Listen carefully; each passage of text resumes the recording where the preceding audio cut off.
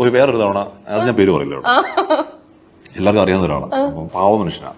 അപ്പൊ ഒരു തവണ രാവിലെയുള്ള സമയം ഒരു ചർച്ചയ്ക്കകത്ത് സംസാരിച്ചു. പുള്ളി പിണങ്ങിയിട്ട് മൈക്കൊക്കെ ഊരിട്ട് പോയി. അപ്പൊ ഞാൻ ചർച്ച കഴിഞ്ഞിറങ്ങി. ഇറങ്ങിയപ്പോ എനിക്കൊരു കുറ്റബോധം. ഇപ്പൊ പ്രായമുള്ള മനുഷ്യനാണ്, കുറച്ച് വയോധികനായിട്ടുള്ള മനുഷ്യനാണ്. നമ്മളെ വിഷയത്തിന്റെ പുറത്താണ് പുള്ളിയോട് അങ്ങനെ ചോദിച്ചത്. അപ്പൊ ഞാൻ എന്നാ പുള്ളിയെ പോയി കാണാമെന്ന് വിചാരിച്ചു. പുള്ളി ഒരു ഫ്ലാറ്റിലാണ് പുള്ളിയുടെ വീട്. ഞാൻ ഫ്ലാറ്റിന്റെ സ്ഥലപ്പേര് പറഞ്ഞാൽ എല്ലാവർക്കും മനസ്സിലാവും. ഫ്ലാറ്റിൽ പോയി മുട്ടി. പുള്ളി മാത്രമേ ഉള്ളൂ.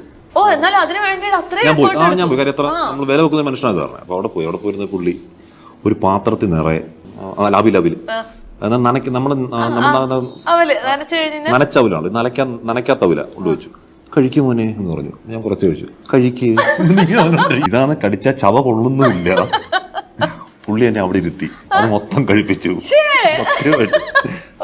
സ്നേഹത്തോടെ കഴിപ്പിച്ചു, അല്ലാതെ വേറൊന്നുമല്ല. അത് കഴിക്കണം എന്നുള്ള ആഗ്രഹത്തിൽ പുള്ളി കഴിപ്പിച്ചു.